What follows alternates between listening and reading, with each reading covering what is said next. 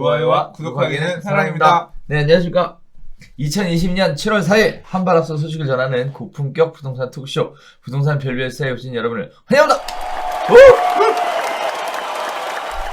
한 주 어떻게 지내셨습니까? 네. 한 주간 계속 그냥 반복 똑같네요. 뭐 어떻게 한 주가 지났는지 모르겠어요. 휴가 계획 세워야지 이제. 휴가 가겠어요? 그래서 어디? 국내 여행 가야지. 국내 여행은 원래 되게 가고 싶어 하는데 네. 근데 사실 저는 그렇게 두렵지는 않은데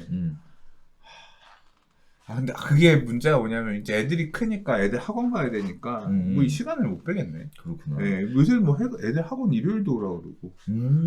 그래요? 네. 일요일도?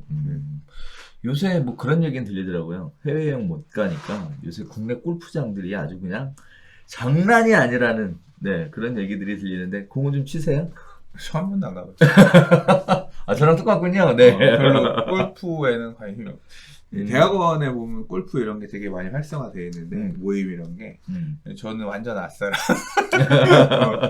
뭐 미쳤지. 뭐 저는 오락이나 하고 있고. 어떻게 하면 이 왕을 공략할 수 있을까?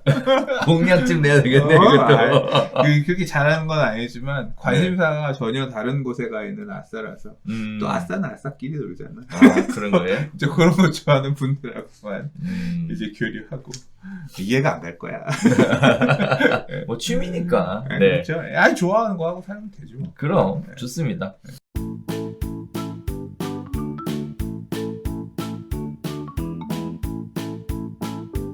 자, 첫 번째 이야기부터 시작해 볼게요. 2년 실거주 의무자 피하자. 줄 서는 재건축 막차. 관련된 내용 가지고 계속 이야기들이 뜨겁게 달아오르고 있습니다. 6.17 대책으로 재건축 아파트 분양권을 얻으려면 수유 개시 시점부터 조합원 분양 신청 시까지 합산 2년 이상 거주해야 한다는 규제가 생길 예정이죠. 강화된 재건축 규제를 피하기 위해서는 올해 안에 조합 설립 신청을 마쳐야 한답니다. 따라서 안전진단 통과 뒤에 재건축 사업들이 굉장히 바쁜 움직임들을 보여주고 있는데요. 대표적으로 개포주공 67단지 최근 1년 넘게 공석이었던 추진위원장을 새로 선출하고 조합 설립 신청을 위한 동의를 받는 데 적극적으로 움직이고 있다고 합니다. 15층 이상 중층 아파트로 상대적으로 기존 용적률이 높아 주변 저층 아파트에 비해 사업 추진이 더디어 왔었는데도 불구하고 정비구역 일몰제 대상이기 때문에 내년 2월까지만 조합 설립 신청을 하면 되는데요. 그럼에도 불구하고 규제 때문에 추진위 측은 올해 안으로 조합 설립하겠다고 일정을 앞당기기로 했습니다. 과천 주공 8구 단지 역시 거주 의무 신설이 사업의 촉매 역할을 하는 분위기라고 합니다. 5월 추진 승인을 받은 이 단지는요, 6.17 대책 이후에 정비사업자 선정 공고를 낸 등 사업 진행을 서두르고 있는 모습들을 보여주고 있습니다. 현재 조합 설립을 위한 동의율은 55% 수준인 것으로 전해졌는데요. 추진위는 오늘 10월 말까지 77%를 달성해서 11월 말에는 조합 설립 신청을 하겠다는 계획이 전해지고 있습니다. 강동구 명일동 삼익 맨션도 조합 설립을 위해서 최근 추진에 구성에 나섰고요. 서초구 잠원동 신반포 2차는 재건축 규제를 피할 것으로 예상이 되고 있습니다. 다음 달 조합 설립 총회를 개최해서 이르면 오늘 9월에 조합 신청을 완료할 예정이라고 하고요. 반면에 안전진단도 통과하지 못한 양천구 목동 신시가지 아파트 등 사업 초기 단지의 단지들은 사업 장기화를 심각하게 걱정하는 상황이라고 합니다. 자, 그래서 이제 오늘 이야기 나눠볼 얘기는요. 재건축 추진 가능한 단지, 재건축 추진이 불가능한 단지가 이제 확연하게 구별이 되는 거 아닌가라는 이야기들이 나오고 있습니다. 또 하나는 재건축 초과이익 환수제 시행을 앞두고 서초구 신반포 3차, 경남, 송파구, 미성, 크로바 등이 관리처분계획 신청을 굉장히 서두른 것처럼 굉장히 빠르게 조합 설립 인가를 서두르고 있는 분위기인데요. 사실 이런 부분들이 추진된다 하더라도 결국 재초안에 대한 위기는 또 대기하고 있는 거라 실질적 재건축 사업 진행에는 사실상 어렵지 않겠냐라는 사람들의 의견들이 좀 있으세요. 네, 제가 개인적으로 볼 때도 이거 지금 하지 말라고 얘기를 했는데 또 급작스럽게 막 하려고 하는 분위기가 열친되는 것 같아서 이게 또 어떻게 생각하시는지. 근데 일단 지금 이 기사 내용은 그거예요. 기존에 하려고 칼은 이렇게 빼는 중이었어. 근데 이걸 빨리 뺄까 말까. 뺄까 말까. 이거 하던 데들이 있단 말이야. 지금 여기 보면 과천 8구단지. 네.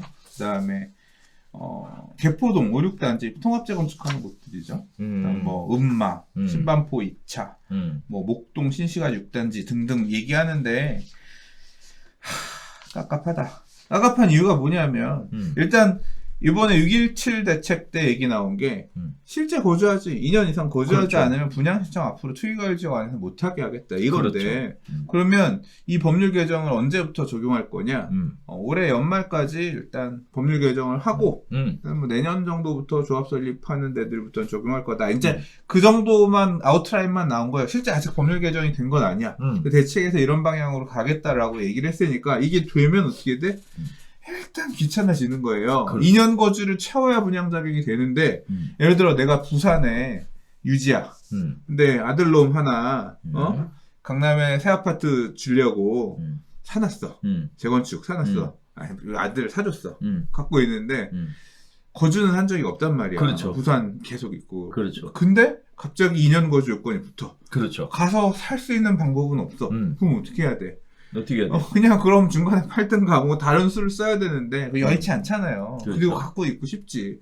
근데 이게 조합 설립인가가 올해 안에 나면 그렇지. 이 제도를 피해갈 수 있잖아. 2년 거주 안 해도 되는 안 거지. 해도 되는 거지. 그럼 뭐 어떻게 해야 돼? 야 하기 싫어도 뭐 지금 뭐야 사업성도 안 나오고 또는 뭐 벌써 빨리 급하게 가려고 천천히 가자라고 했던 사람들도 어떻게 돼? 야 일단 2년 거주 있고 없고 이것 때문에 사업이 되게 머리 아파질 수 있으니까 그냥 그럼 일단 조합 설립은 해놓고 생각하자.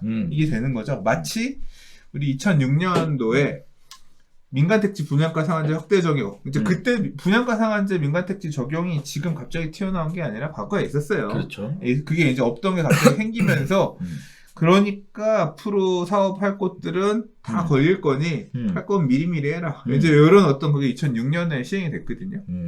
그래서 그게 이제 2008년도에 대규모 재개발 2주, 재건축 2주로 영향을 끼쳤죠. 그 당시에도. 대부분의 그 당시에 사업장들이, 재개발 사업장들이 너 조합장 안 돼. 내가 할 거야. 맨날 이렇게 싸우고 있던 재개발 조합들이 그 당시에 같이 합시다. 그래서 당신이 무슨 이사해? 내가 이러면서 막 합쳐져가지고 수많은 이 대화합의 무대가 막 추진위원회가 7개가 있었어. 근데 7개가 합쳐져. 그리고 추진위마다 돈 썼던 거 있잖아. 네. 총회하면서 얘가 썼던 돈 얼마 다 이거 받아. 이거 한 통에 다 담았어. 한 통에 담아서 이거 다 인정해가지고 하나로 이 대통합의 시대가 그 당시에 열렸거든요. 이게 이제 재건축에서 열리는 거야 이번에. 그러니까. 그러니까 이제 야 이거 안 되겠다. 왜냐하면 이거 내가 계속 하겠다. 보통 이제 추진이들이 내 우호 지분 몇 표. 그렇죠. 이거 딱 들고서 야 내가 이거 다 먹어서 50% 이상 먹어서 그거 하고 할 거다 이제 보통 이거 갖고 싸우잖아. 그리고 나중에 가면 이거 들고 있었던 사람이 나중에 가면 비대위 되잖아. 그렇죠. 저 새끼가 조합장들이 못했잖아요. 거봐 내가 있으면 잘했는데 이게 거의 이 재개발 재건축 사업이 거의 정치랑 비슷하거든요. 정치죠. 내가 대통령 했으면 저거 봐요 저놈들 못하잖아요. 다음번엔 저희에게 대통령 주세요. 이거랑 똑같단 말이에요. 근데 이제 재개발 재건축 사업에서 그런 알력이 있었는데 더 큰 그러니까 그런 거지. 미국이랑 소련이랑 싸우다 외계인 친구가 같이 해서 지구망이 되는 것처럼 일단 일단 이 재건축 분양 2년 거주 요건 이걸 피하기 위해서 다 합치자. 지금 그래서 이제 그런 움직임들로 가고 있다는 거예요. 어디들이? 갈 수 있는 데들이. 갈 수 있는 데들이. 그럼 제가 이제 사실 이 억울한 데가 생겨. 그렇죠. 어디가 억울한 데가 생기냐면 가고 싶은데 안 주는 데들. 예를 들자면 지금 목동 같은 경우 있잖아요. 목동 같은 경우는 지난주에 또 나왔던 내용들이 뭐냐면 목동은 현행 지구단위 계획, 현행 지구단위 계획이 있어야 그걸 기반으로 정비 계획, 어떻게 재개발, 어떻게 재건축을 할 수 있을지에 대한 세부 계획을 줄 수 있다. 니들이 우리 아파트는 여기는 15층, 여기는 20층, 그 다음에 용적률은 250%, 동수는 몇 개 이렇게 해서 아웃라인 대충 해서 지으려고 합니다. 정비계획 이렇게 재건축하기 위한 정비계획을 승인해 주세요. 서울시 도시계획위원회에 올리면 서울시가 그걸 해줘야 되는데 야, 니네는 고기 하나만 놓고 할 게 아니라 목동 전체를 놓고 니네는 공원을 이만큼 내놔야 되고 옆에는 도로를 이렇게 해서 전체를 놓고 계획을 세워야 돼. 니네 것만 정비계획 못 세워줘. 일단 전체 하는 거 보고 나중에 해줄게 기다려. 이거거든요. 이게 지금 목동만 있는 게 아니라 저기 어디야? 성수지구. 성수 1, 2, 3, 4 지구도 그것 때문에 건축 심의를 벌써 3년 전에 놓았는데 아직 다음 단계 못 가고 거기도 멈춰서 있고 성수 4지구 같은 경우 지금 이렇게 홀드돼 있죠. 그리고 이제 압구정 같은 경우도 마찬가지고 뭐 여의도도 지금 마찬가지잖아요. 지구 단위 계획이 지금 뭐 시범 아파트도 맨날 올리는데 서울시에서는 안 된다. 여의도 마스터 플랜 지구 단위 계획 변경안 나오고 나서 그 다음에 해줄 거예요. 기다리세요. 뭐 이런 상황이거든요.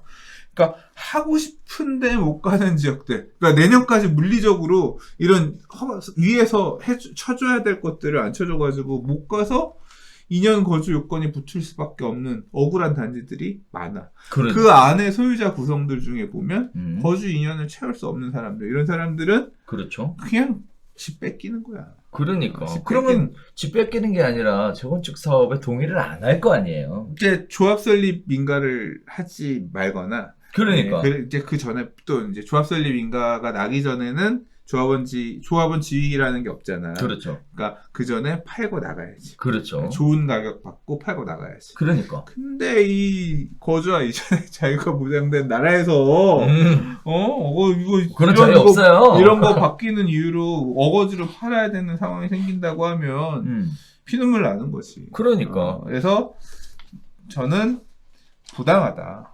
불합리하다. 이런 법률 개정안을 만들겠다고 한 국토부가 욕을 먹어 싸다. 이거는 법률 개정하면 안 된다. 저는 개인적으로 그렇게 생각합니다. 말이 안 돼.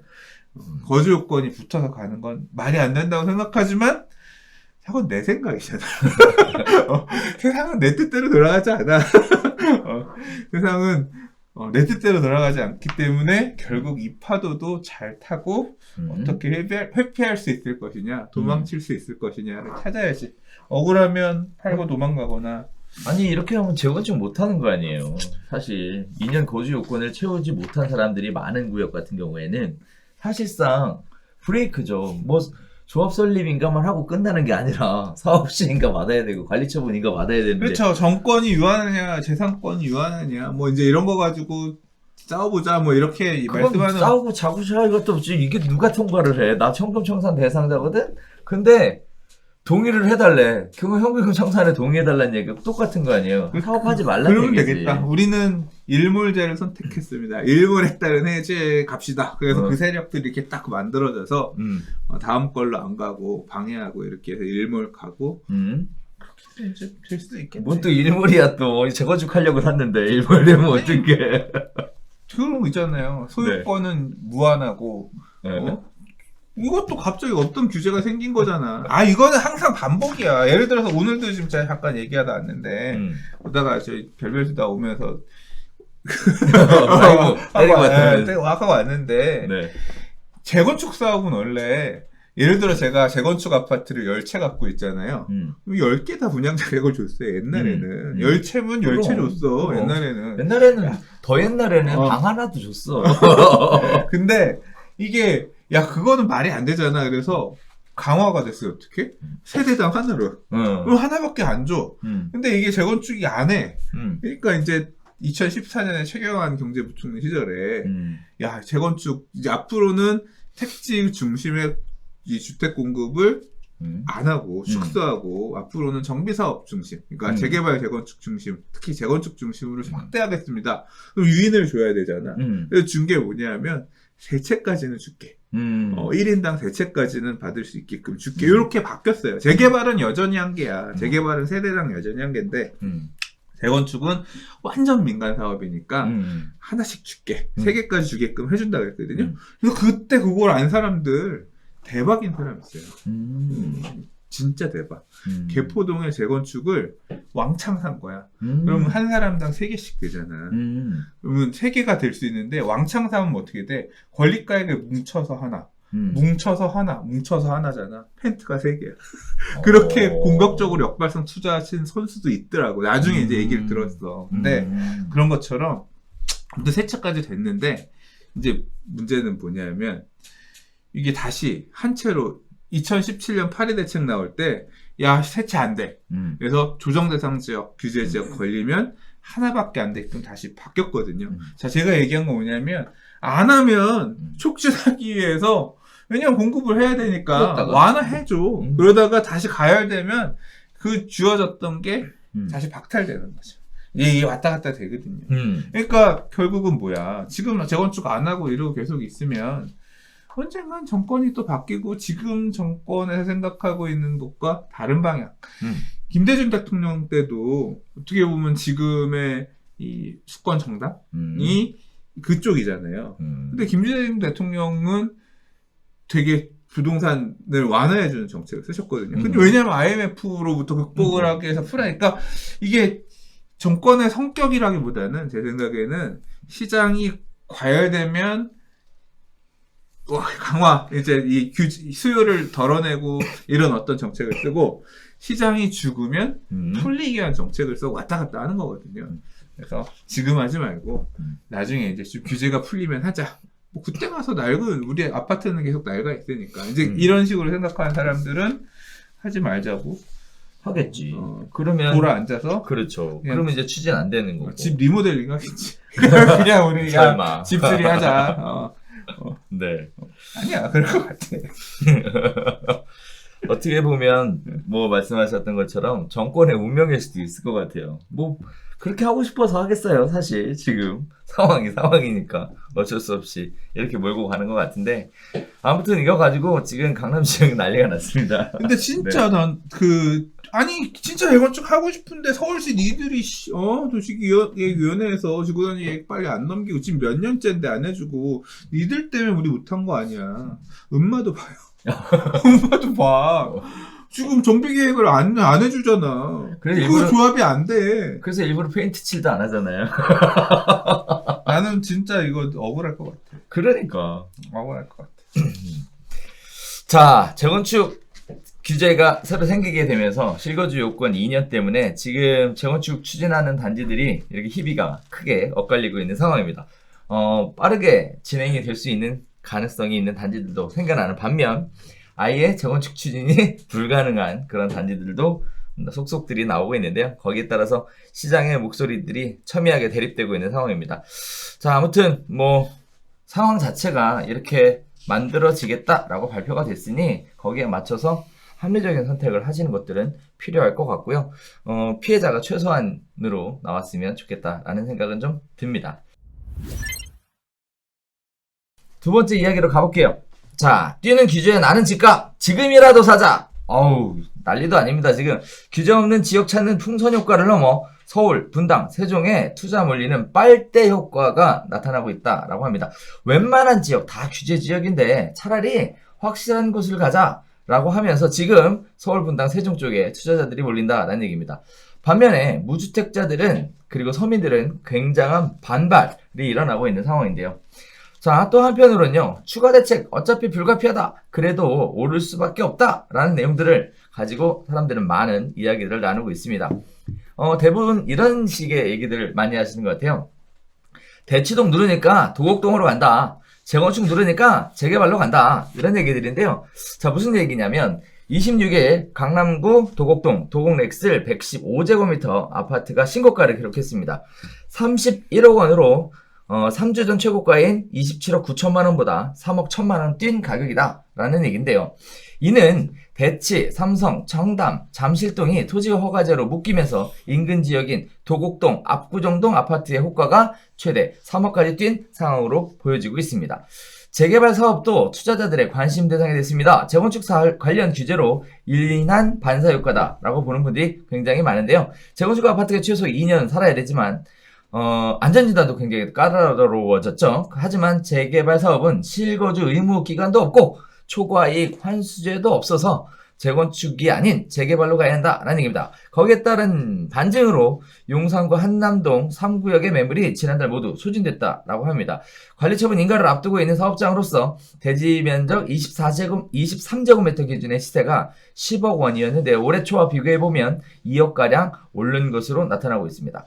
자, 지방도 마찬가지입니다. 분당과 세종이 굉장히 뜨고 있는데요. 대부분 다 얘기 나오시는 건 어차피 다 규제 지역이니까 라는 얘기들이 나오고 있다고 합니다. 그래서 지금 청주, 대전의 메리트가 사라졌다. 같은 조건이라면 확실한 세종에 투자하는 게 더 낫지 않겠냐라는 내용으로 세종시 아파트는 6.17 대책 이후에 연일 신고가를 경신하고 있는 중이라고 합니다. 고운동 가락마을 21단지 전용 84제곱미터는 지난달 27일 5억 원에 팔렸는데요. 직전 최고가보다 약 4,500만 원 뛴 가격으로 거래가 됐다고 합니다. 분당과 서울로도 수요가 빠르게 몰리면서 신고가 릴레이가 이어지고 있다라는 소식입니다. 성남시 분당구 구미동 무지개 4단지 아파트 전용 59제곱미터가 지난달 23일 신고가 6억 1,700만 원에 거래가 됐습니다. 직전 거래 가격보다 7,700만 원이나 높은 매매 가격이고요. 마포구 망원동 성원 1차 아파트도 지난 24일 7억 4,500만 원에 거래가 됐는데요. 이전 매매가보다 1억 8,500만 원 비싸게 거래가 됐다라는 얘기입니다.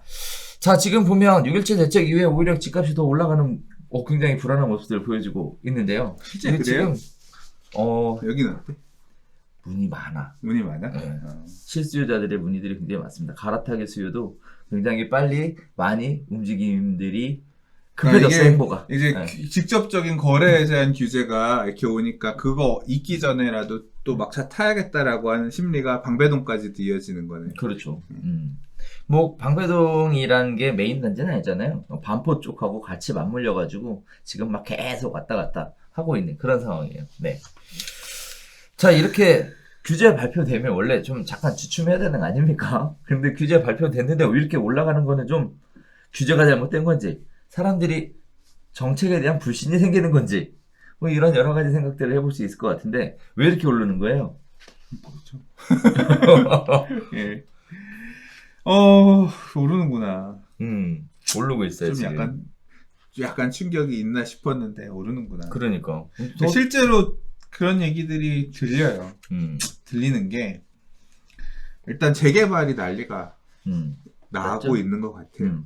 그러니까 뭐 어떤 중개업소 사장님과의 얘기를 보면 예전에는 비싸도 매물이 있었대.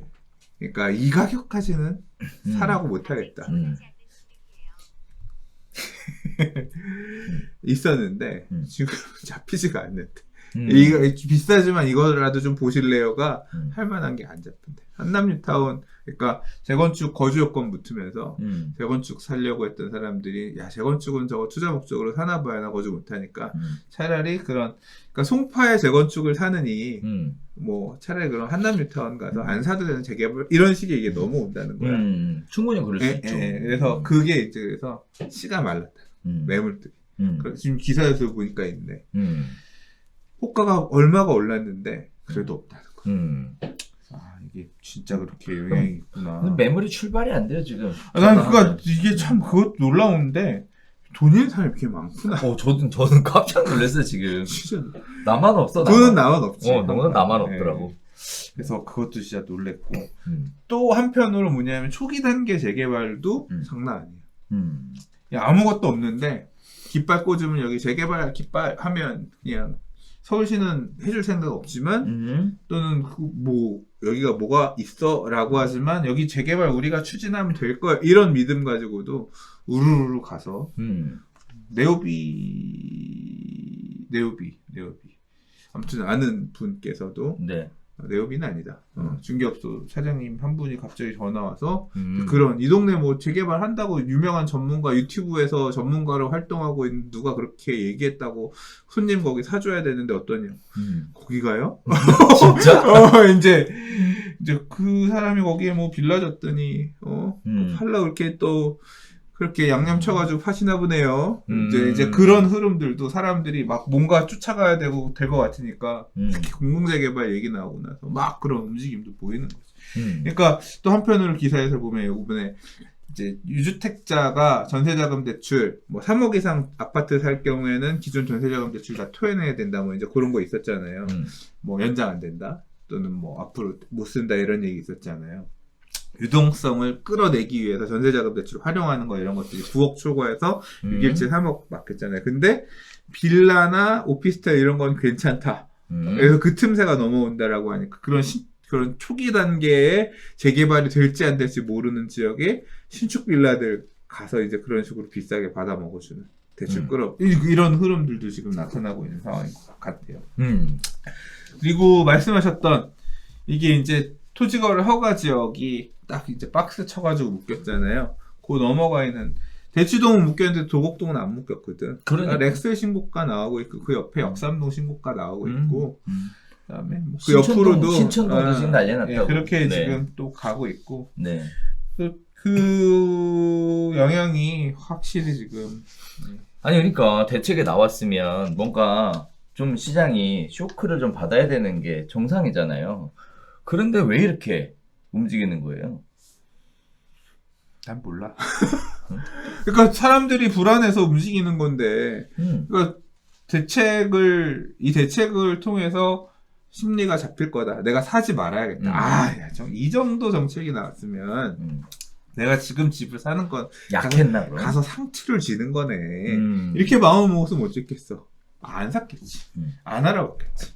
근데 뭐 이렇게 말씀하신 대로 지금 그렇게 사람들이 움직이고 있다는 얘기는 정책에 대한 신뢰가 어느 정도 무너졌다라고도 볼 수 있겠네요. 그러니까 벌써 21번째 대책까지 나왔는데도 불구하고 지속적인 가격 상승을 하고 있는 모습들을 보여주니까 이제 사람들이 뭐 대책 나와봐야 뭐 그래도 뭐 큰 영향이 있겠어? 라는 생각들 어느 정도 자리 잡고 있는 것 같아요. 근데 6.17 대책이 타겟팅 대책이어서 사실 지금 우리가 토지거래 허가구역 묶은 거는 네. 이게 일종의 부작용이 이렇게 영향을 끼친 거죠. 왜냐하면 허가구역 묶이기 전에 진입해야 돼라고 하는 수요가 신고가들을 만들어줬잖아요. 이제 그 거래 가격들이 불을 지핀 부분이 이제 여진으로 좀 작동한 부분이 있을 수 있는 거고. 그렇죠. 그다음에 6.17 대책에서 사실 대부분의 내용은 법인에 대한 규제 이런 거였잖아요. 그렇죠. 재건축에 대한 규제도 있었죠. 네. 재건축에 대한 규제가 강화될 거다 이런 부분이었기 때문에 뭐 또 그렇다고 해서 그 재건축 대상을 지금 막 들어가서 사는 건 아니잖아.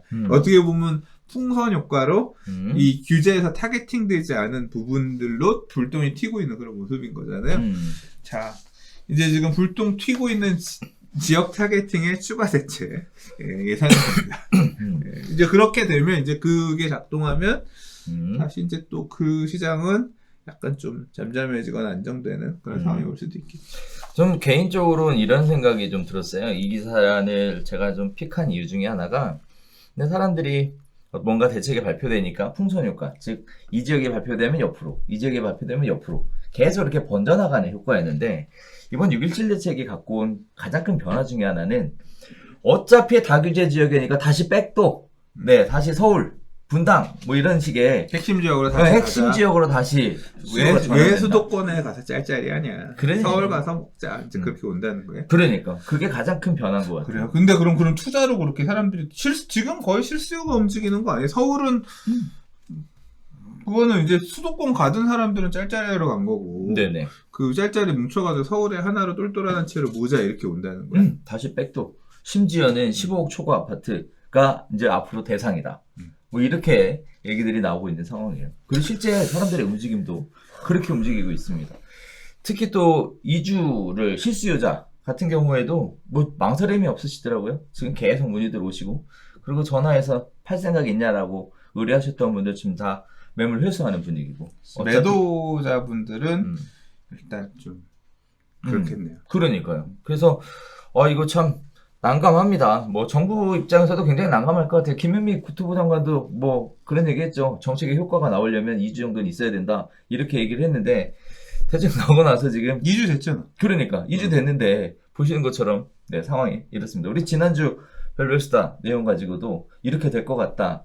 그런 기사들이 많다. 이렇게 얘기를 했었는데도 불구하고 역시 이번 주에도 변함없이 이러한 동향들을 보여주고 있는 거 보면 뭐 여러 가지 생각들을 해보시겠지만 일단 근본적으로는 기대했던 것보다 셌던 대책이 아니었다라는 판단도 있었을 것 같아요. 그렇죠. 뭐 6.17 대책은 그다음에 정책에 대한 불신도 한편으로는 자리 잡지 않았나 싶고요. 그다음에 마지막으로 이 기사의 핵심 꼭지는 뭐냐면 다시 턴한다라는 것이 가장 중요한 포인트가 되지 않았나라고 생각이 듭니다.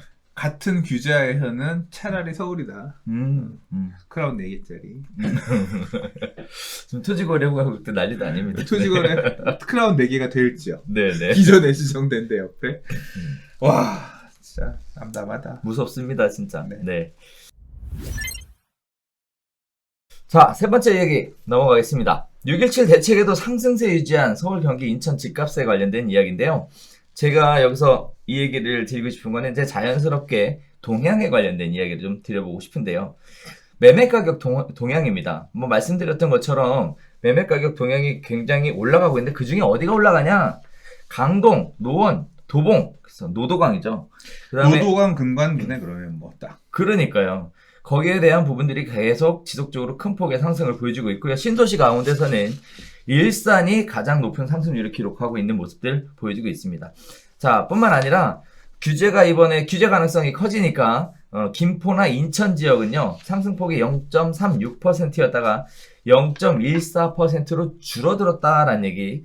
남양주, 하남 등 3기 신도시가 위치한 지역은 교통과 기반시설 개선에 대한 기대감으로 상승폭 오히려 확대해가는 이런 모습들을 보여주고 있다라는 내용인데요.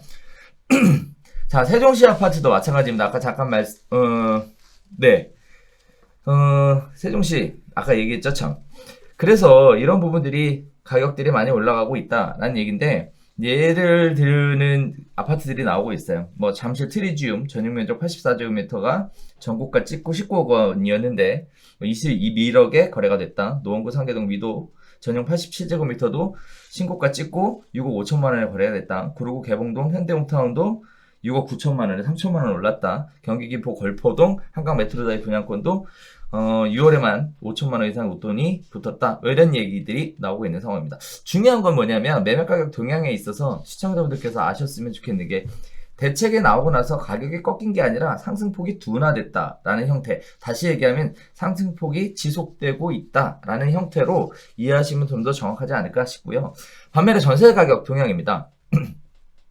전세 시장은 매물 부족이 심화되면서 서울이 0.09% 올랐다.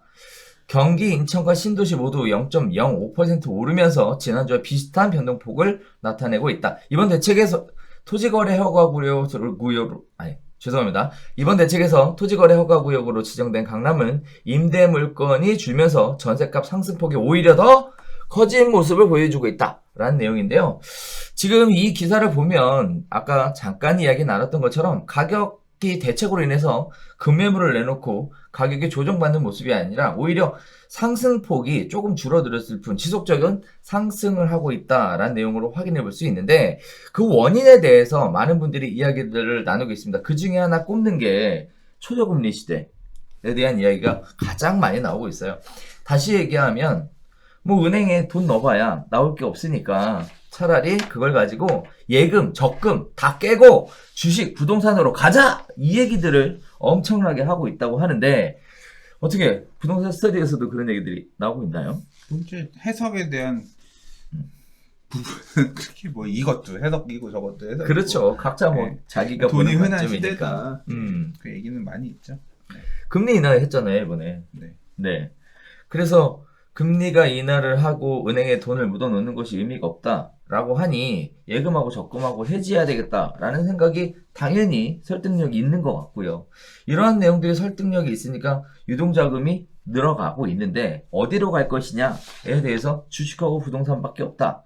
경기는 어차피 뭐 그렇게 단기간에 뭐 좋아질 것 같지 않다라는 생각들을 다들 하고 있지 않을까? 이런 생각도 좀 들어요. 다시 얘기하면 굉장히 명분을 잘 만들어서 쓴 기사이지 않았나? 라고 생각이 되는데 자 아무튼 상황 자체가 이렇게 흘러가고 있습니다. 초저금리에 대한 얘기들이 전세 가격에도 영향을 굉장히 미칠 것 같은데 그래서 특별하게 하실 말씀 없으시면 네. 야, 아무튼 전세 가격 무섭습니다. 네 번째 전세 가격으로 가야 돼. 전세 가격. 네. 그렇죠. 예.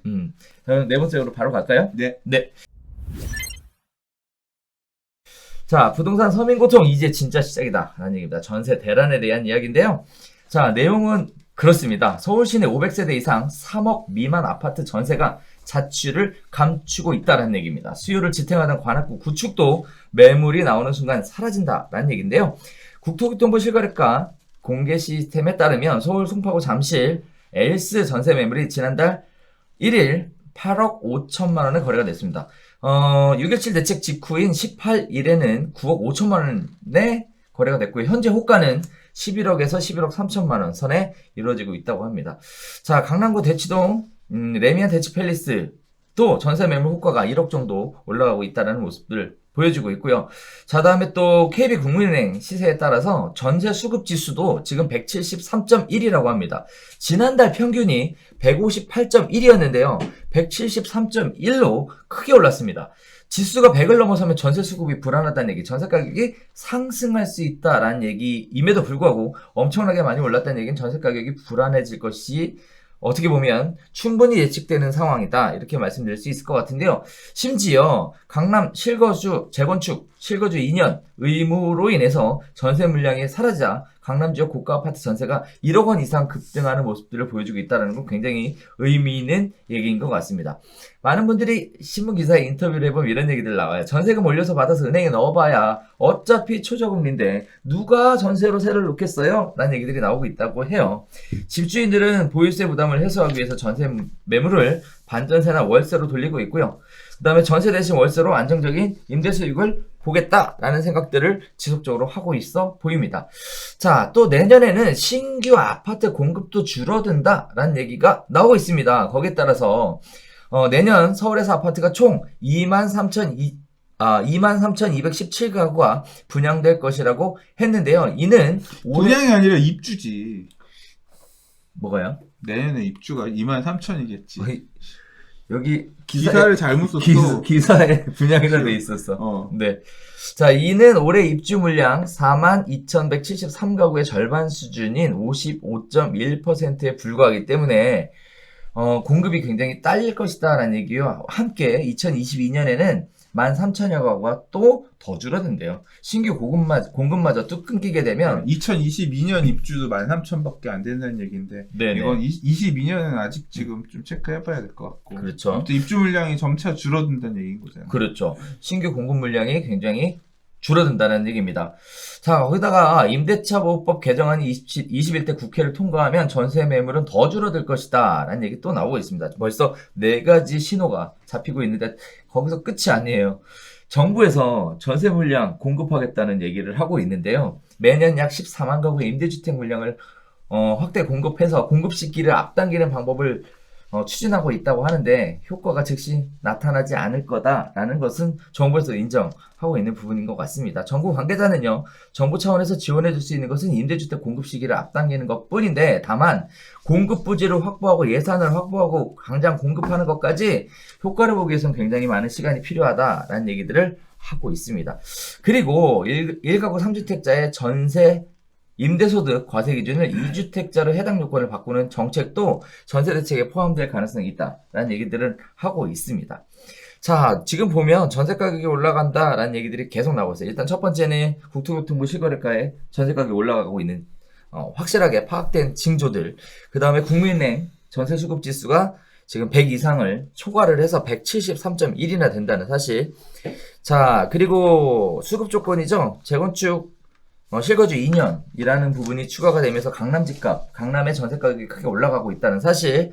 자, 그 다음에 아파트 신규 공급이 줄어들게 되면서 신규 전세 물량 공급이 큰 폭으로 줄어들 것이다 라는 얘기들. 임대차 보호법도 오히려 전세 가격을 상승하는 요인으로 작용할 것이다. 정부의 대책이라는 것이 전세에 대해서는 뚜렷하게 가시적으로 즉각 효과를 볼 수 있는 대책은 없다라는 총 5가지 이야기들을 지금 굉장히 뜨겁게 이야기를 나누고 있습니다. 자, 신규 입주 물량 감소와 저금리 기조, 청약 대기 수요 등으로 매물은 지속적으로 줄어들 것으로 보여지고 있는 상황이고요. 공급은 희귀해지고 전세가가 오르면 오히려 돈 있는 사람들이 진짜 갭 투자를 할 수 있는 광풍이 시작될 수 있지 않냐라는 굉장히 우려 섞인 목소리도 나오고 있습니다. 반면에 우리나라도 이런 상태로 가면 해외처럼 전세제도 없어지고 월세제도로 완전히 전환되는 거 아니냐, 이런 얘기들 나오고 있는데요. 거기에 따른 정부의 대책 중에 하나가 임대차 3법 관련된 부분으로 전세 가격이 올라가는 것을 제한하겠다라는 얘기. 그리고 1가구 3주택자의 전세 임대소득을 2주택자로 해서 해당 요건을 강화해서 전세에다가 세금을 부과하겠다. 간주임대료에 대한 세금을 부과하겠다. 이런 얘기들을 하고 있는데 이거 지금 굉장히 걱정되는 부분이에요. 전세 이거 어떻게 해야 됩니까 이거? 방법이 없어. 그래요? 너무 근데 이게 저는 정책이 입법하는 방향인 것 같아요. 그러니까 물론 전세 가격을 불안하게끔 하고자 하는 게 정책의 목표는 아니지. 그렇지. 근데 결과적으로 부동산 가격을 잡기 위해서 한 정책들이 전세 가격을 불안하게 만드는 부작용으로 돌아오고 있다는 거죠. 지금 계속 정책은 그거잖아요. 자가 점유율을 높이는 거잖아요. 자가 점유율을 높인다는 건 실수요자들이 집 사라는 얘기야. 다주택자는 집 팔고 실수요자는 집 사라는 거야. 다주택자가 뭐 하고 있었어요? 세 주고 있었잖아. 그렇죠. 그 집 팔면서 임대주택 물건이 하나씩 사라지는 거야. 실수요자가 하나씩 사면서 임대할 물건들은 하나씩 없어지는 거죠. 핵심 지역에 자꾸 들어오려고 하는 수요들은 있는 상황에서 임대 물건들이 사라지니까 임대 가격이 불안해지는 부분이 있고 멸실로 사라지는 물량들이 있고 그렇죠. 물론 그 멸실은 일정 시점 이후에 신규 공급으로 해서 돌아오니까 그 때가 되면 가격 안정화가 되겠지만 그 중간에는 이제 불안한 상황이 생기는 거죠. 그리고 또 하나 뭐가 있냐면 아까 지금 좀 전에 2주택 그러니까 그 2년간 거주 또는 이제 실제 거주해야만 토지거래 허가받는 이런 내용들 있잖아요. 이거는 그렇죠. 이거 얘기 나오고 나서 바로 무슨 얘기들이 나왔냐면 실제 들어가 살지는 않고요. 주소 전입만 해놓고 왔다 갔다만 하면서 이런 거 안 될 거야. 어차피 전세금도 얼마 안 돼. 이 얘기들 바로 나오거든요. 요새는 세무사에서 다 또는 이제 요새는 하도 기술이 많이 발달해서 기지국 보자 그런다. 핸드폰 그 집 살았으면 그러니까 실제로 거기 살았으면 관리비 내는 영수증 갖고 와라. 거기 카드값 주소지 돼 카드값 거기서 받았을 거 아니야. 그런 거 하다가 나중에는 기지국 거기 찍힌 거기 살았으면 월요일 화요일 수요일 거기서 전화 통화한 거 나올 거 아니냐 갖고 이제 이런 것까지도 요구를 하는데 그래서 않겠냐 하지만 그럼 뭐 일주일에 3일 가서 살고 이틀 가서 살고 실제 가서 살면 되지 이런 식으로 실주 입증하는 사람이 생길 거 아니야. 그 얘기는 뭐예요? 원래는 임대주택으로 사용될 수 있는 집인데 이 주집 살림 하는 거지. 대치동 음마아파트 나 그냥 일주일에 이틀 살고 아니 법에서 2년 실거주를 이 집에만 살라고 한 건 아니 그럴 수도 있잖아. 그럼 자금력 있는 사람 이런 사람들은 실제 그렇게 가서 살 수도 있을 거야. 그럼 어떻게 돼요? 임대주택이 없어지는 거야. 빵꾸가 그만큼 나는 거지. 그렇죠. 그렇게 그러면 결국 그냥 그 물량들 빵꾸 나는 것만큼 거기에 살던 임차인들은 그 주변 지역에 가서 살아야 되잖아요. 전세가격 그 지역은 되게 불안할 수 있거든요. 그렇죠. 그래서 지금 그리고 내 집 마련 지금 하려고 하는 수요들도 청약을 기다리면서 그냥 전세로 계속 유지하고 있는 사람들 있잖아요. 그렇죠. 그 수요는 계속 유지가 될 거란 그렇죠. 말이야. 그러니까 희망 고문하면서 이제 그렇기 때문에 이런 모든 정책이 지금 유지하고 있는 많은 부분들이 전세 가격 불안으로 계속 그러니까 다른 목적이지만 결과는 전세 가격 불안으로 이렇게 오는 거죠.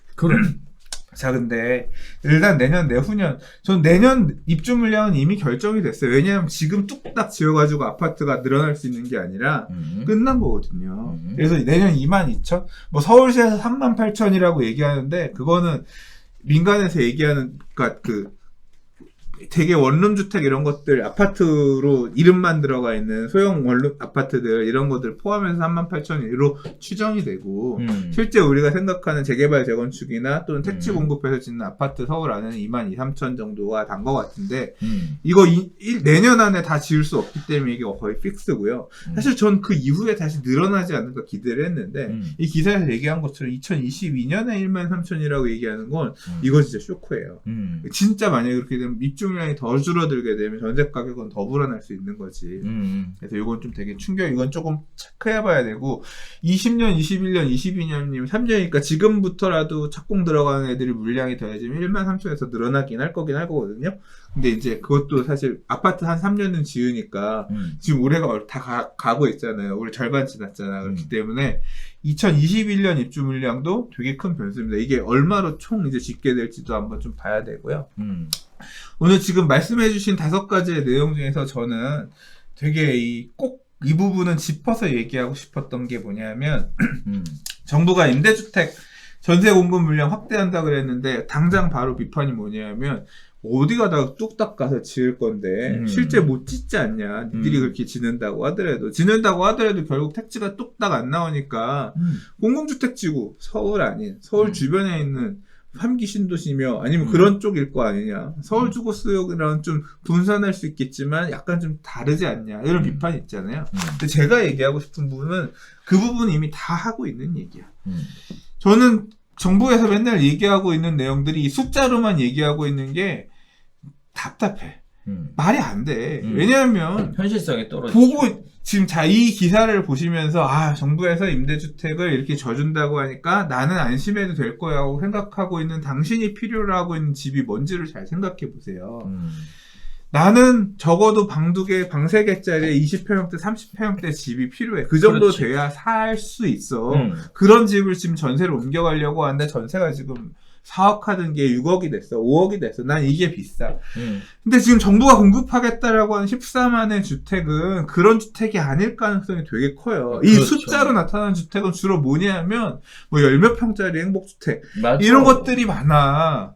그래서 나는 이거 기다려서 봤는데 보니까 뭐 여기 지하철도 한 5년 뒤에 들어온다라고 하는 지역에 있는 15평짜리 아파트네. 15평도 안 되더라고. 그런 애들이 많단 말이에요. 그러니까 당신을 위로하기 위해서 당신이 가려고 하는 임대 가격을 안정화시켜주기 위해서 이 집이 가는 게 아니라 되게 말 그대로 서울시가 이 새 정부가 들어서고 나서 주거복지 로드맵이 나올 때 주거복지 로드맵에서 건드린 4개의 계층이 있어요. 청년, 신혼부부, 그 다음에 뭐 장애인, 또 뭐였더라. 아무튼 그런 계층들을 위한, 그러니까 말 그대로 저 밑에서 보호해줘야 될 그런 1인 가구, 소형 가구 이런 것들을 위한 임대주택을 계속 짓고 있는 거고 이걸로 완화가 되고 보호가 되는 사람들은 당신이 아닐 수가 있다니까요. 지금 막 전세 가격이 1억 뛰었네, 2억이 뛰었네, 3억이 뛰었네. 그래서 미치겠네. 월세를 갑자기 50만 안 주던 월세를 50백을 달라고 하네. 환장하겠네라고 생각하는 지금 임대 가격 불안이 나타나서 죽겠는 그 지역 사람들을 위한 주택 공급이 14만이 생기는 게 아니라요. 저 밑에 있는 사람들, 밑에 배려계층들을 위한 주택들이 그만큼 늘어나는 거라니까요. 그래서 나는 구제가 안 될 가능성이 있어. 그래서 이런 부분들을 조금 믿고 기다리시지만은 않으셔야 된다. 예, 그 얘기를 좀 하고 싶었어요. 전 개인적으로 전세 가격 불안에 관련돼서 이런 생각이 계속 들어요. 재건축 실거주 2년에 대한 어떻게 관심 있는 재건축들은 지금 강남 지역에 많잖아요. 그리고 뭐 진짜 우리가 흔히 얘기하는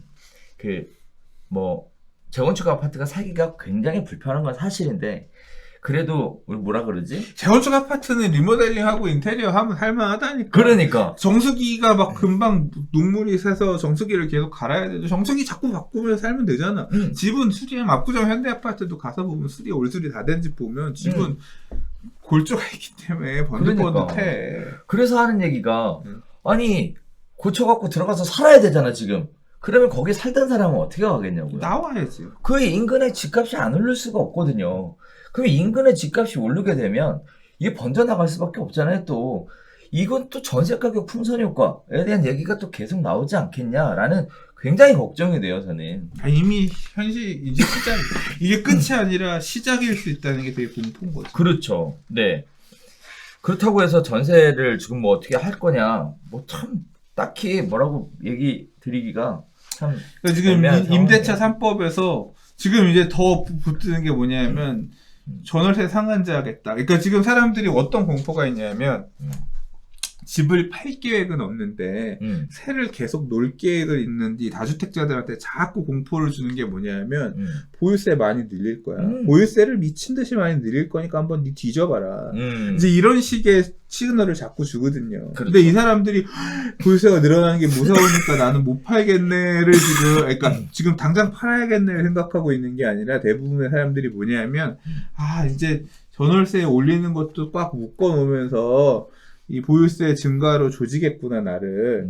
그러니까 사람들이 어떻게 지금 반응하고 있냐면 이번에 법률이 개정이 되면 앞으로 당분간은 계속 못 올릴 테니까 이번에 올릴 수 있을 만큼은 일단 최대한 올려서 내가 앞으로 대비할 자금으로 만들어놔야겠다. 예를 들어서 봐요. 전세를 한 1억 올려. 전세 1억을 올려. 그럼 내가 만약에 개정하는 내용에 따라 1년에 보유세가 1,000만 원씩 늘어날 거라고 생각해. 그러면 내가 1억 늘리면 그 1억을 은행에 넣어놓으면 10년은 버틸 돈이 되잖아. 보유세 낼 돈이 되잖아. 그렇죠. 그런 식으로 일단 최대한 받을 수 있을 만큼 받아서 돈을 꽁쳐 않겠다. 사람들이 이렇게 지금 나오고 있는 거야. 요번에 올리겠다. 최대한 올려서 일단 받아놓고 그 돈을 들고 있겠다. 이런 식으로 나서고 있는 거지. 근데 다 사람들이 그렇게 생각하면서 가면 계속 물건은 전세 물건들은 제한적인데 그러면 전세자금 대출 1억, 2억을 받아서라도 일단 그 비싼 올라간 전세를 받아 먹어주면서 가야 되는 상황이 오는 거죠. 그렇죠. 그러니까 결국은 뭐냐면 규제 하에서 대응을 각자 도생을 하고 있는 거고 임대인들은 임대인 나름대로 도생을 하고 있는 거고 임차인은 이참에 그냥 차라리 그냥 살까 아니야 전세 일단 2억 올려주고 다시 기다려가지고 정부가 택지를 대출은 전세자금 대출은 그래도 있잖아. 그럼 분양 나중에 또 분양을 좀 더 정부가 공급한다 사전 청약도 한다고 하니까 기다려볼까 그 상황에서의 각자 도생을 다들 지금 생각하고 있는 거죠. 그 임대차 3법 만들어지게 되면 입법이 되게 되면 전세 가격이 올라갈 거다라는 우려 때문에 사실 독일도 다녀오셨잖아요. 네. 그런데 이 상황이 이렇게 되면 일단 그런 우려가 있다 하더라도 추진을 안 할 수가 없겠어요, 이거. 하겠죠.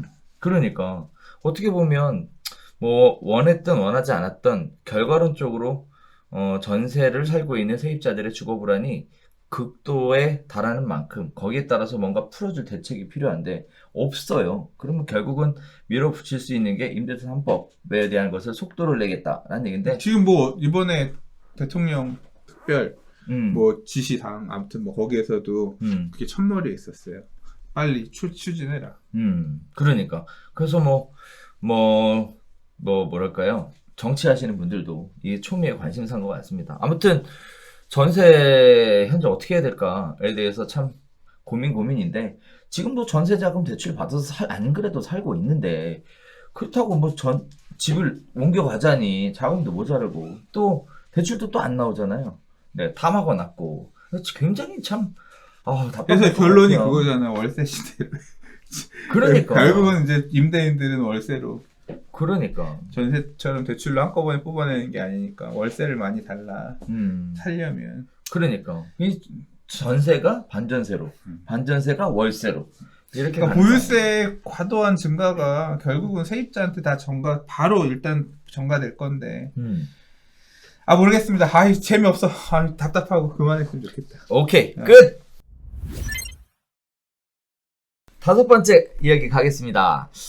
면적 대비 가격 상승률이 차이가 발생한다는데 무슨 얘기인지 한번 보겠습니다. 서울 아파트는요, 아파트들이 여러 가지 면적들이 있죠. 40제곱미터 이하, 40제곱미터 초과해서 60제곱미터 이하, 60제곱미터 초과해서 85제곱미터 이하, 85제곱미터 초과해서 102제곱미터 이하, 102제곱미터 초과해서 135제곱미터 이하, 135제곱미터 초과라는 이제 옛날에는 평형대로 얘기했으니까 좀 쉬운데 자 제곱미터 단위로 이렇게 쪼개서 봤더니 어떤 식의 문제들이 생겼냐. 서울 아파트는요 중소형 즉 전용 면적 60 초과해서 85제곱미터 이하가 0.2%나 상승했고요. 가장 많이 오른 것으로 집계가 됐습니다. 반면에 그 다음이 소형 아파트예요. 소형 아파트는 40제곱미터 초과 60제곱미터 이하가 0.17% 올랐고요. 그 다음이 중형 아파트입니다. 85제곱미터 초과 102제곱미터 이하가 0.12% 상승했고요. 초소형 아파트, 즉 40제곱미터 이하의 아파트하고요. 중대형 아파트는 102제곱미터 초과에 135제곱미터 이하는 각각 0.09%에서 0.06% 올랐다라고 합니다. 다만 대형 아파트는요, 135제곱미터 초과의 아파트는요, 6월 들어서 오히려 0.05% 하락했다라는 건데요. 다시 얘기하면 서울 아파트의 가장 많이 오른 면적은요, 60제곱미터 초과 85제곱미터 이하였다. 즉 우리가 흔히 얘기하는 24평 아파트였다. 이렇게 말씀드릴 수 있을 것 같아요. 반면에 전국 아파트를 기준으로 볼 때는요, 중형 이상 아파트가 가장 많이 상승했다고 합니다. 중형 아파트는 6월에만 1.09% 상승했고요. 중대형 아파트는 0.79%, 중소형 아파트는 0.71%, 대형 아파트가 0.5%, 소형 아파트 0.36%, 초소형 아파트는 0.33% 올랐다라는 얘기인데요. 그럼 보시는 것처럼 전국 아파트를 기준으로 볼 때는 중형 아파트, 즉 85제곱미터 아파트가 가장 많이 오른 것으로 나오고 있습니다. 자, 지역별로 면적에 따라서 가격 차이가 좀 다르게 나오는 것 같은데 왜 이렇게 나오는 거예요? 일단 지방 살면 좀 넓게 살고 싶은가? 이게 비싸서 그런 거 아닐까? 서울 같은 경우는 좀 그럴 수도 있고, 근데 서울은 사실 이제 대형 가족, 이 대가족 옛날처럼 이렇게 대형 수요가 많지가 않아요. 이게 좀 턴어라운드 됐어. 우리 2000년대 초중반에는 대형이 시장을 캐리하던 시절이잖아요. 그 연세 많으신 분들이 이런 얘기들 많이 했어요. 명절날 가족들 오면 잘빵이 있어야 돼서 그래서 유지해야 한다. 이런 얘기 되게 많았거든. 요새는 들어볼 수가 없네. 그렇지. 그러니까 야, 신혼부부들이 돈이 있으면 어디 있겠냐. 소형평형은 안 올라. 그래도 돈 있는 사람들이 들어온 집이, 돈 있는 사람이 좁은 집 살겠냐? 넓은 집 살겠지? 대형이 오르는 거야. 그 당시에는 그게 흐름이었어요. 그래서 그렇죠. 아파트 조합원 분양가가 평당 분양가로 따지면 20평대 평당 1,000만 원이면 40평대 평당 1,400씩 하고 그랬어. 맞았어. 근데 이게 2010년을 기준으로 꺾입니다. 소형평이 평당 분양가가 더 높아지고 대형평형 평당 분양가가 낮아지고 그 다음에 대형을 아예 안 지어버려요. 그래서 실제로 2010년 이후에 정비계획 수립한 재개발 구역들 같은 경우는 대형 40평형대, 그러니까 38평형부터가 아예 없는 34평형이 제일 큰 단지도 되게 많거든요. 그러니까 트렌드가 34평, 공유주택 규모만 해도 충분하다 이런 식으로 시장이 안 좋아지니까 주택을 좀 좁게 살아도 된다는 흐름으로 간 부분도 있고 이제 그랬었어요. 지금도 저도 32평 살지만 원래 40평대 가려고 그랬는데 그냥 앞으로 만족하고 살아야겠다. 뭐 거의 그런 마음으로 지금 있거든요.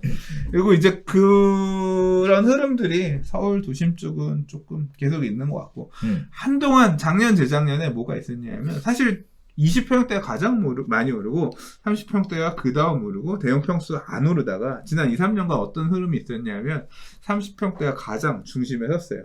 왜냐하면 이제 좀 살만해지고 액면 가격 상승 이거 보니까 20평대는 조금 좁은 것 같고 기왕 살 거면 30평대 들어가서 좀 더 길게 장기적으로 살 수 있으면서 요 정도까지 한계가 30평대가 가장 이제 주도에 있다가 그리고 또 이제 강남이라든가 인기 지역 같은 경우는 30평대 후반 평수도 되게 인기가 좋아요. 그래서 많이 갔는데 어떤 얘기가 왔냐면 이제 2000년대 중후반까지 캐리했었던 이 대형 평수가 너무 안 올랐거든. 그러니까 야 30평대가 이 가격인데 강남에서 평당 1억짜리가 나오는데 대형이 이게 뭐냐.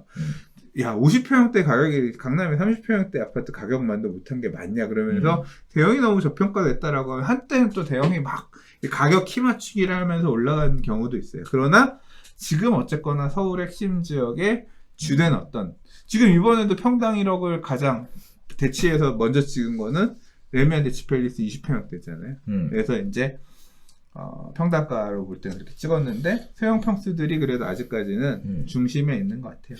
근데 주거의 트렌드가 이제 변해가고 있는 게 이제 확연하게 눈에 보이는 거 아닌가라는 생각도 들고 서울 아파트의 가격이 워낙에 비싸니까 그렇게 됐음에도 불구하고 면적이 큰 데가 어쨌든 거래 금액이 비싸잖아요. 그죠?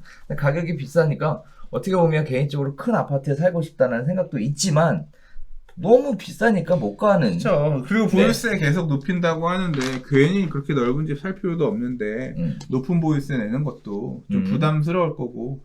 그리고 요새 1인 가구도 되게 많이 늘어나니까 이 가족의 구성원의 숫자들이 과거처럼 많지가 않아서 그렇게 넓은 집 살 필요가 있어?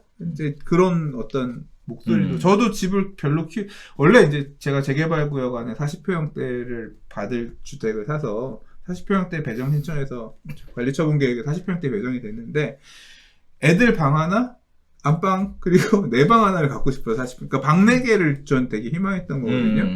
근데 그 집에 아마 가서 못 살지 않을까. 뭐 지금 거의 그런 마음이 있는데, 그러니까 그런 판단을 하게 된 이유도 뭐냐면 앞으로 시장이 어떻게 될지 모르겠는데 차라리 그냥 좀 좁게 살면서 원래 가는 게 목표였잖아. 가는 게 목표였는데 그냥 욕심을 좀 줄이고 거기는 임대 좀 비싸게 받아서 그 임대 수익을 차라리 제고하는 게 나는 조금 좁은데 살면서 맞지 않을까. 그리고 내 사무실을 하나 별도로 내가 일하면서 놀 수 있는 사무실을 하나 따로 갖는 게 차라리 집에서는 안 돼요. 아무튼 결국 축소 지향형 앞으로 보유세든 뭐든 그 다음에 시장 어떤 환경 변화에 따라서 큰 물건들 이런 것들은 요번에 큰 물건 무조건 커야 돼 막 이런 어떤 흐름으로 가다가 확 큰 물건들이 이렇게 시장에서 버려지는 이런 봤잖아요. 그러니까 중간에 있으면 중간인가 이제 이런 어떤 심리들이 많이 작용하는 거 아닌가. 저도 딱 그런 마음으로 어떻게 보면 야 이 정도 그냥 적당히 살만하고 조금 좋게 살지. 그리고 또 이제 애들 출가하면 저랑 집사람이랑 둘이 살면서 방세개짜리 집이면 충분하거든요. 노후를 또 생각하면 그것 충분하지. 요새 짓는 아파트들은 게스트하우스 이런 것도 들어가서 또 굳이 뭐 집에서 안 재우고 게스트하우스 예약해주고 거기 가서 자게끔 하고 살 수 있고 하기 때문에 하긴 또 요새는 집에서 안 자지. 저도 신혼 때 오면 저희 집에서 자고 명절 전에 막 같이 서울에 있을 때는 전날 뭐 하고 집은 집에 와서 자고 다음날 아침에 또 일찍 와가지고 차례 지내고 뭐 이랬었거든요. 그런 흐름도 있고 하기 때문에 예전처럼 큰 집이 이렇게 어떤 정이다. 아주 큰 집이 재테크나 무슨 측면에서 선호되는 그런 분위기는 아니고 앞으로의 사회 구조, 가족 구성원 숫자 이런 부분들도 더 이 핵가족화, 이 가족 숫자 줄어들 거기 때문에 그런 흐름들이 반영이 돼서 이번 상승장에서도 상승률이 이렇게 차별화돼서 나타나고 있는 것 같습니다. 그래서 저도 개인적으로 시청자분들한테 이런 말씀 하나 드리고 싶은 게 주거의 트렌드가 이렇게 변했다라는 얘기는 다시 얘기하면 중대형 평형의 또 대형 평형의 아파트들은 거래되기 어렵다. 가격은 둘째치고 황금성이 굉장히 떨어진다. 이런 생각도 같이 한번 더불어 해보시면 좋을 것 같다는. 나같이 큰 집 좋아하는 사람이 와서 받아주는 사람이 앞으로는 계속 줄어들 거야. 이런 부분도 좀 고려해야 된다. 맞습니다. 자, 오늘 내용 어떠셨어요? 막 열심히 떠들었더니 아 진짜 말 많이 한 것 같아요. 오늘도. 그래요? 머리가 어질어질하네. 그래요? 네. 저 개인적으로는 시장이 되게 불안한 것 같아서 제 마음도 불안하고요. 그리고 또 뭔가 제 주변에 이것 때문에 막 기분 좋아지는 사람보다 기분이 안 좋아지고 불행해지고 억울해지고 하는 분들이 더 많은 것 같아서 안타까운 마음이 계속되고 있는 상황이에요. 그냥 저는 조금 그냥 유쾌하지는 않아요. 왜 유쾌하지 않냐면 지금 부동산 가격이 사실 나는 집값이 안 올랐으면 좋겠거든. 좀 떨어졌으면 좋겠어 사실. 왜냐하면 그러면 이제 정부 정책의 약발 좀 먹히는 것 같고 그럼 이제 지금 과하게 규제되어 있던 부분도 더 심하게는 안 하고 조금 이제 그 템포를 약간 좀 늦출 수도 있고 지금 있는 규제도 빡빡한데 그러면 좀 숨통도 좀 트여지고 이렇게 되지 않을까 이제 이런 안정화됐으면 좋겠는 바람이 있는데 시장은 지금 돌아가는 거는 그런 의지와는 다르게 돌아가잖아요. 계속 뭐 올랐네 어쩌네 더 오를 거네 얘기 나오니까 이제 결국 정부는 또 야 다주택자 이거 계속 지금 이제 펀치를 날리기 위해서 이제 나올 거 아니에요. 근데 그걸 예상하는 것도 힘들고 나오면 그러니까 예측이 안 되잖아. 이 항상 이 부동산 투자는 항상 예측과 대응의 어떤 그거라고 하잖아요. 어떻게 파도를 잘 타느냐. 근데 이 어떤 파도가 올지를 모르겠으니까 불안한 거지. 저 개인적으로는 요새 중개업 하시는 분들이 토지거래허가 때문에 문의를 많이들 하시고 고민들이 깊어요. 그 토지거래허가 신청을 하랬더니 그 가족들 통장 다 갖고 오래요. 네. 지금 뭐 상황이 그런 상황입니다. 그렇게 해야지 구청장이 허가를 해준다고? 네. 그런 얘기들이 지금 계속 나와서 야 이거 진짜 중개하시는 분들도 힘들겠다. 이거 뭐 하나 거래하기가 이렇게 어려워서 어떻게 하나 이런 생각도 좀 들고 전세는 또 다들 소유자들이 입주하고 다 들어오니까 이거 뭐 거래할 게 또 없잖아요. 먹고 살 길이 막막하네. 그렇죠. 이런 부분들 때문에 고민들을 굉장히 많이 하시는데 그래서 저도 별로 안 좋아요. 기분이. 네. 아무튼 모든 사람들이 행복해지는 그날이 올까요? 싶지만 오기를 바라는 마음으로. 그런 얘기를 아예 안 하는 게 좋겠어. 네. 아마 자꾸 들으시면 저 새끼들 계속 실없는 소리 한다. 아, 그럴까? 수다잖아. 네. 자, 그렇게 진행을 한번 해봤습니다. 자, 이번 주 유익하셨는지 모르겠고요. 저희가 다음 주엔 또 다른 소식이 나오길 기대하면서, 네, 다시 새로운 소식 가지고 찾아뵙고 인사드리도록 하겠습니다. 감사합니다.